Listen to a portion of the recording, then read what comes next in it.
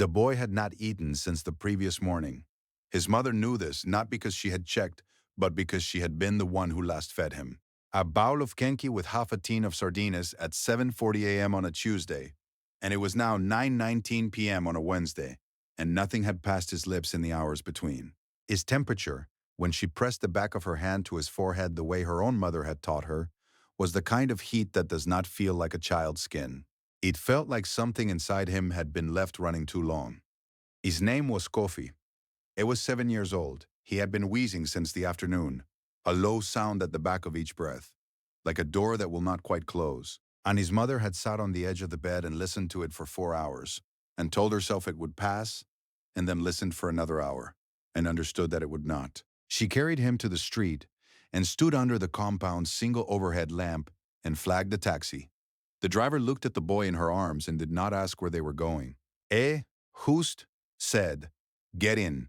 She told him St. Augustine Medical Center on Liberation Road. The driver nodded.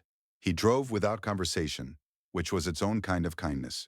She had not counted what was in her purse before she left. She counted it in the taxi, 63 cedis and 40 pesevoids. The taxi would cost 22 cedis.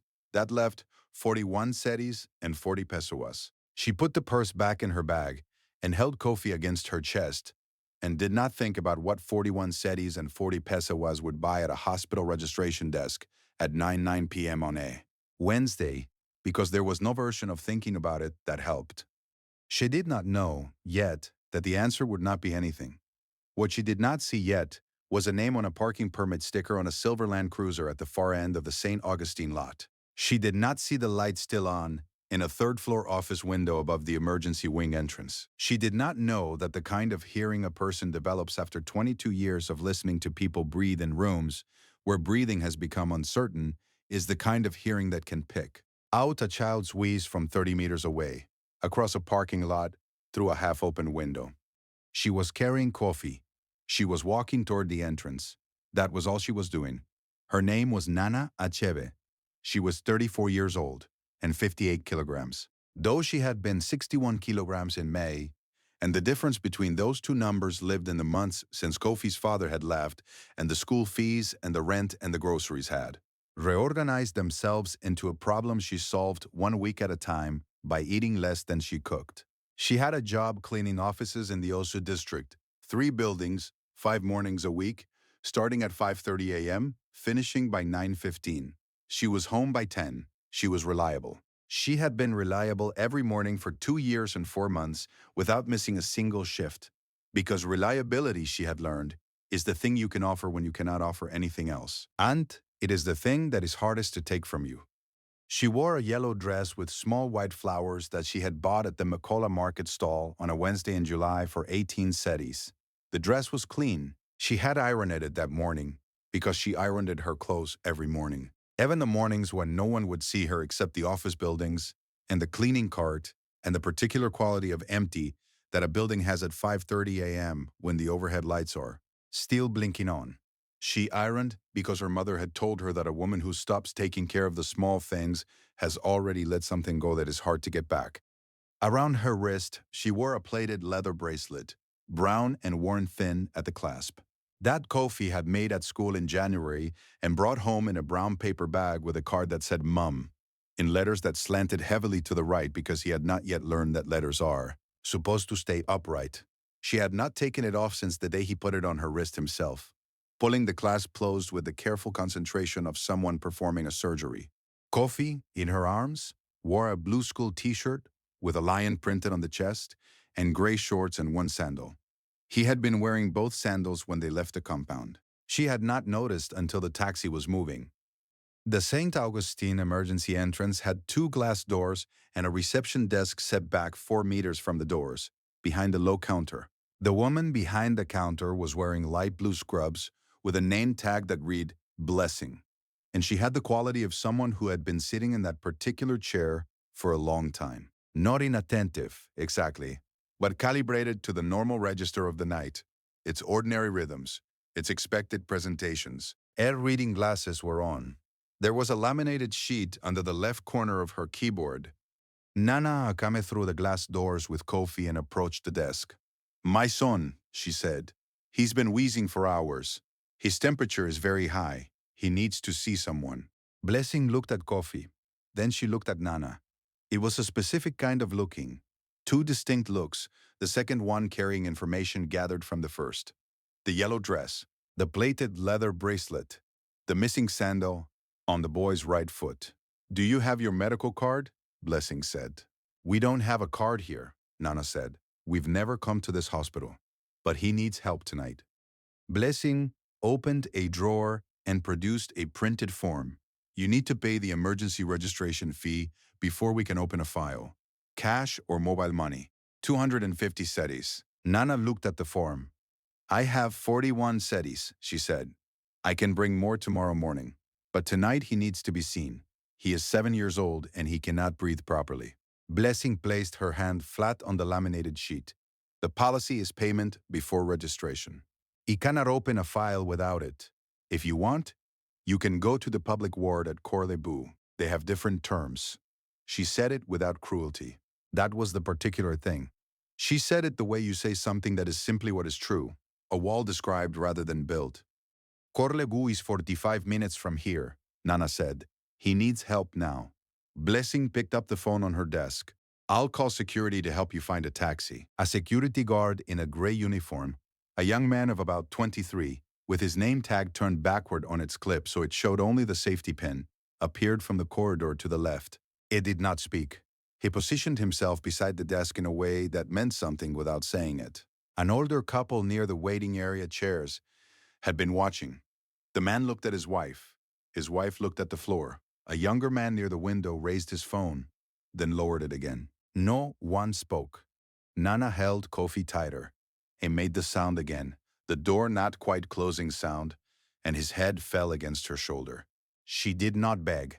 She stood very straight and looked at Blessing for a moment, the way you look at something you are committing to memory because you know you will need to describe it later, precisely and without omission. Then she turned and walked back through the glass doors. She was 3 steps into the parking lot when she heard a voice behind her. Wait. It was not loud. It was a single word spoken at a normal volume, which carried because the parking lot was quiet and because the word was spoken with the kind of authority that does not need volume. She stopped. The man who came through the glass doors after her was in his late 50s, wearing gray trousers and a pale blue dress shirt with the sleeves rolled to the elbows. He carried a leather satchel over one shoulder and a set of keys in his right hand. He was not tall, but he had the posture of someone who stood in rooms where decisions were made and had stood there long enough that the posture had become unconscious. He wore glasses with thin frames. There was a St. Augustine Medical Center ID badge clipped to his shirt pocket. The name on the badge was Dr. Emmanuel Togana Ose, and below his name, in smaller letters, Chief of Pediatrics. He had been walking from the 3rd floor stairwell to the parking lot. He had been walking that route at that time every Wednesday for 11 years. He heard the wheeze before he saw the boy. He stopped in front of Nana and Kofi and put his hand, briefly, gently, the practiced gesture of someone who has done this 10,000 times, against the side of Kofi's neck. How long has he been breathing like this? He said. Since early afternoon, Nana said. 5, 6 hours. Dr. Osai looked at the boy's face. Kofi's nostrils were slightly flared. His lips were a shade that was not quite right. Come, Dr. Osai said. He turned and walked back through the glass doors. He did not look back to see if they were following, because he knew they would follow, because the word had not been an invitation. It was a direction, and it carried exactly as much force as it needed to, and not one syllable more. Blessing looked up when he came back in. She began to say something. Dr. Osei placed his ID badge on the counter and said, Room 4. Open a file under my name. No registration fee tonight. Blessing picked up the badge. She set it back down. She reached for her keyboard. The security guard turned and walked back down the corridor. If you can hear where this is going, subscribe now. Because what Dr. Osei finds in Room 4 is something that changes the next 48 hours for every person in this story. Room 4 was a small examination room with a vinyl bed, a standing lamp in the corner, a rolling stool, and an equipment tray on a metal stand.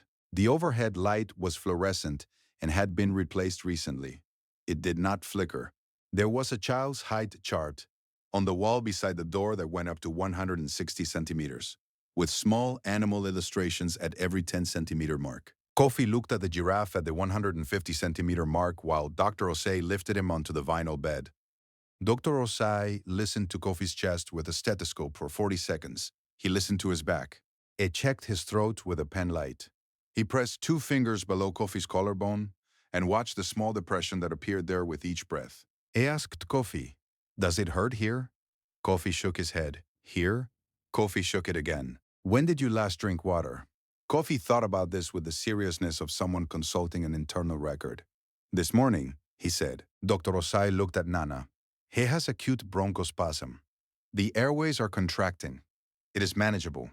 We need to give him a nebulizer treatment and monitor him through the night. It is likely he will be significantly better by morning." He said it in the clear, specific way of someone who respects the person he is speaking to enough to give them the real information. "He also needs fluids. He is dehydrated." Nana's hand went to the plated leather bracelet on her wrist. She pressed it once, briefly, the way you press something for what it carries rather than what it is. "Has he had episodes like this before?" Dr. Osei asked. "Twice," Nana said.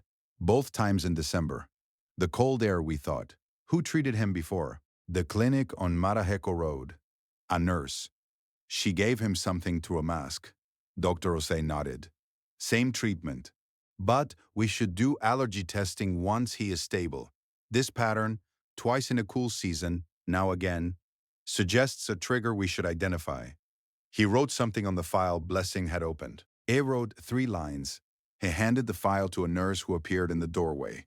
A young woman who had the focused efficiency of someone mid-shift and not surprised by the presence of the chief of pediatrics in room 4 at 9:40 p.m.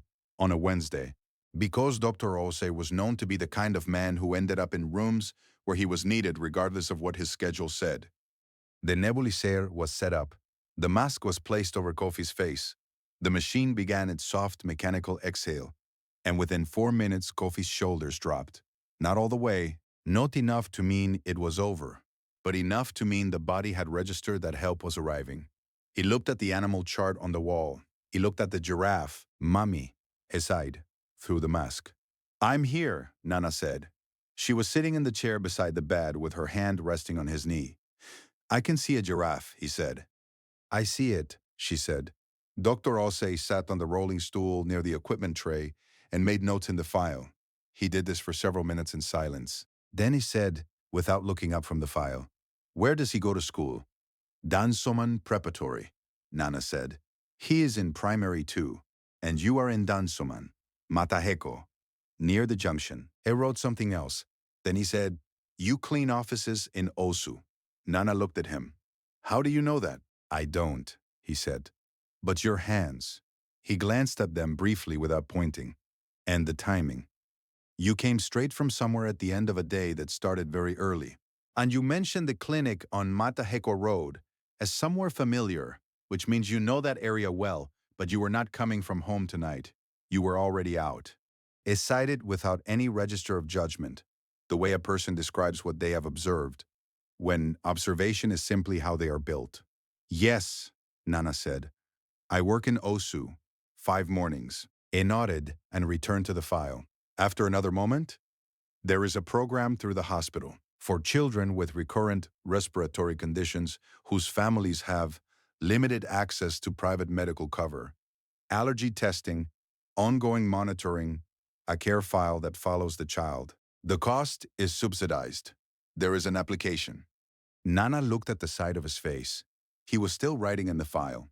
"I can have someone bring you the form tonight," he said. "Or I can have it sent to the school if that is easier." "Tonight," Nana said, "if it's not too much trouble." "It is not," he said. He was quiet for a few minutes.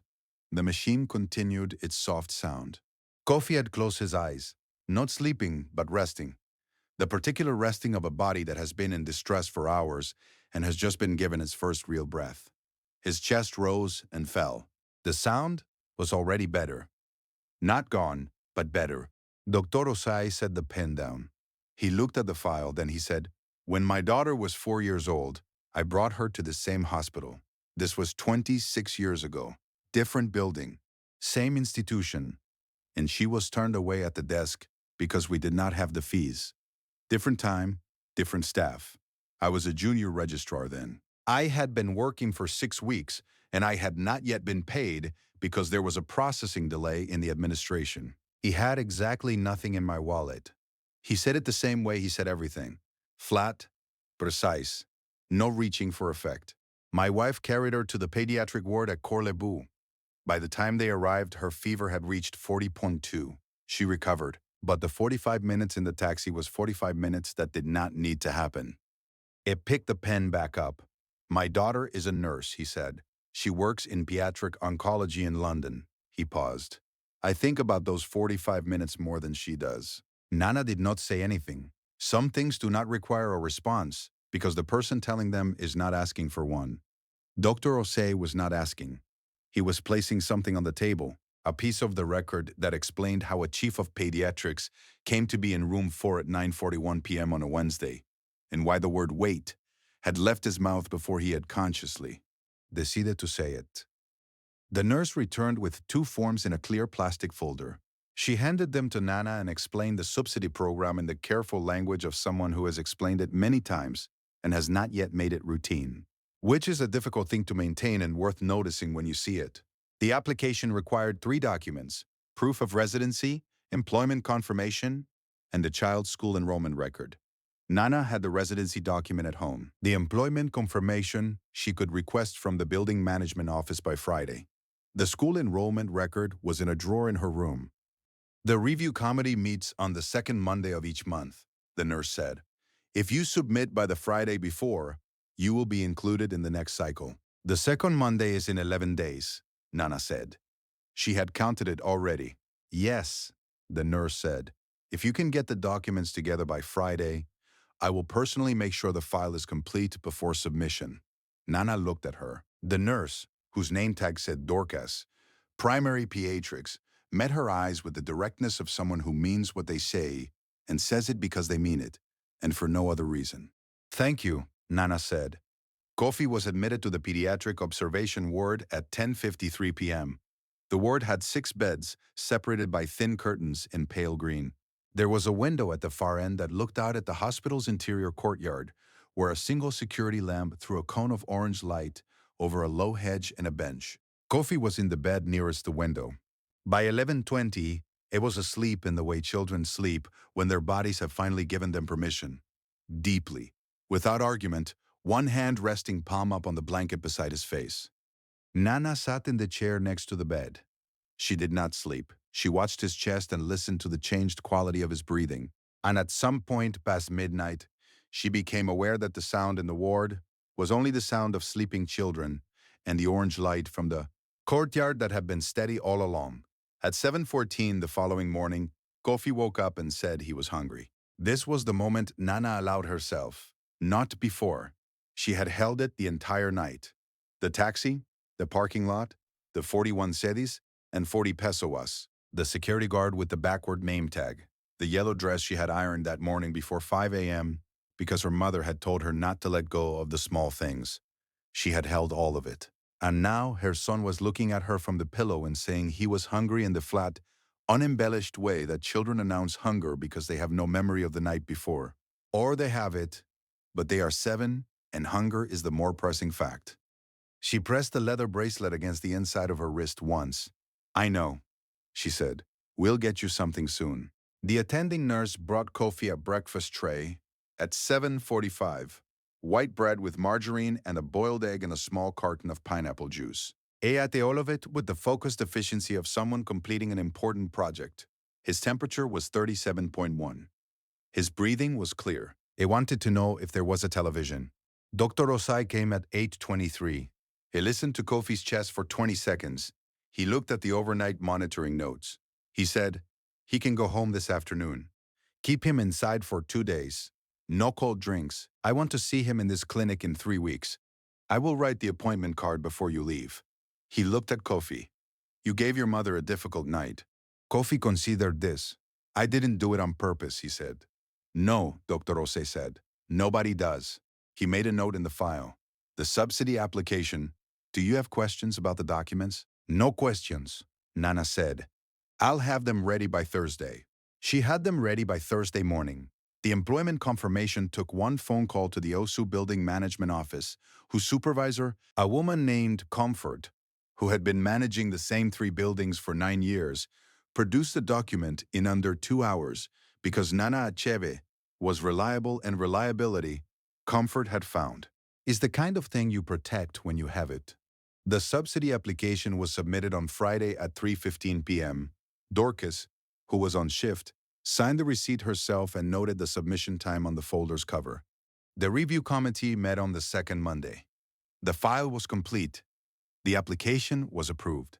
What Blessing at the reception desk understood in the days that followed was not communicated to her by memo or meeting or any formal process of institutional correction.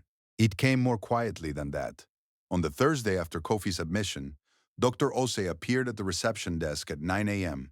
with a printed sheet and 2 members of the hospital's patient welfare team. He stood at the counter and described in the same flat, precise way he described everything: what a child in acute bronchospasm looked like at 19 p.m., and what 45 minutes meant, and what the subsidy program was, and how many families each year passed through that desk with children who had breathing problems, and not 250 CDs and went somewhere further away instead. He did not raise his voice. He did not accuse anyone of anything.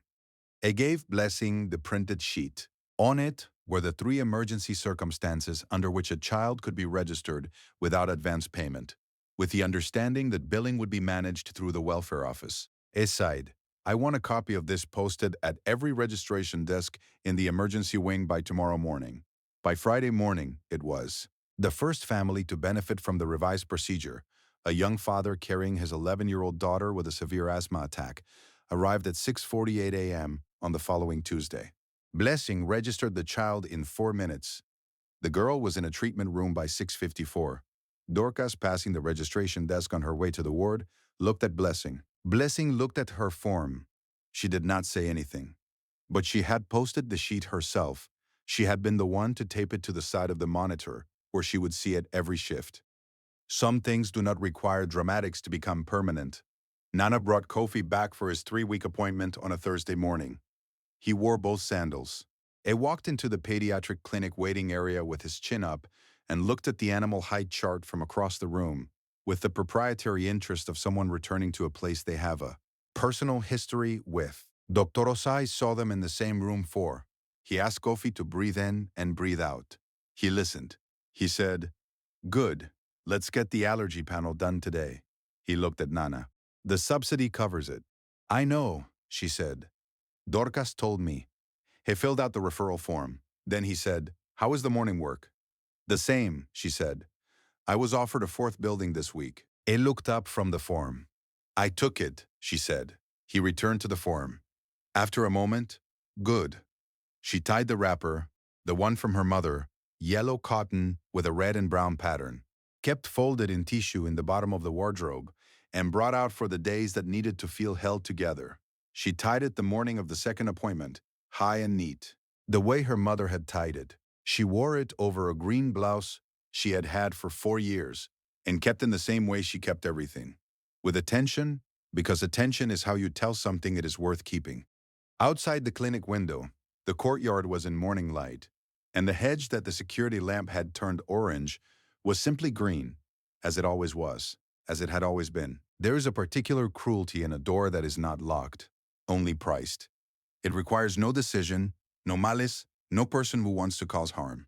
It only requires a laminated sheet with a number on it and a hand placed flat on top of it.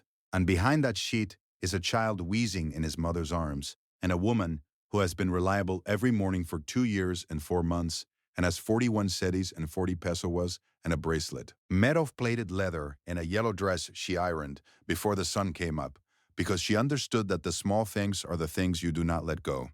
What Nana Achebe did not have was the 250 cedis. What she had was everything else. And everything else, it turned out, was what mattered most. Not to the laminated sheet, but to the man walking through the parking lot who had not forgotten what 45 minutes cost, who had kept that memory for 26 years, because it was the kind of memory that sharpens rather than fades, who heard a small door not closing sound from 30 meters away and said one word into the dark. You cannot legislate that kind of hearing, You cannot train it in an afternoon. It comes from having once been the person on the wrong side of a prize door, from having carried your child further than you needed to carry them, from having decided afterward that the gap between what is right and what is policy is a gap worth spending your life on. The world does not always place the right people where they are needed. Sometimes it does, and sometimes the placement is not accident but accumulation. 22 years of early mornings, of rolling stools and pen lights, and a chart with a giraffe on the wall, of filing complaints that went nowhere and revising procedures that changed one desk at a time, of saying wait, once in a parking lot, when the most important thing was not to wait. The people the world overlooks have a habit of being exactly the people someone else needed. And the ones who help them, the ones who have not forgotten what it felt like to stand on the other side, are not heroes in the way stories usually make heroes. They are people who made a private decision a long time ago about what they would do when they encountered the specific injustice that had once been done to them. And then they did it. And then they went back to their notes. Kofi's allergy panel came back in 6 days. He is allergic to dust mites and to a specific grass pollen common in the Accra region in October and November. He now has an action plan in a laminated card in Nana's bag and a follow-up scheduled every 4 months. His teacher at Dansoman Preparatory has a copy of the action plan because Nana brought one in the second week of November and asked that it be kept in the class records. He still has the lion t-shirt. It does not fit him quite as well as it did in October. He is growing. Think about this. If you were the one walking through that parking lot, if you had once been on the other side of a door like that, and you heard that sound, and you had the power to say one word, would you say it? Not as a policy, not in a meeting, in the dark, at 9:30 at night, on a Wednesday, when you are tired and your keys are in your hand, and your car is 15 meters away. Would you say it? Leave your answer in the comments. I want to read it. Subscribe for more stories about hidden strength, quiet power, and the people the world overlooks until they change everything. I'll see you in the next one.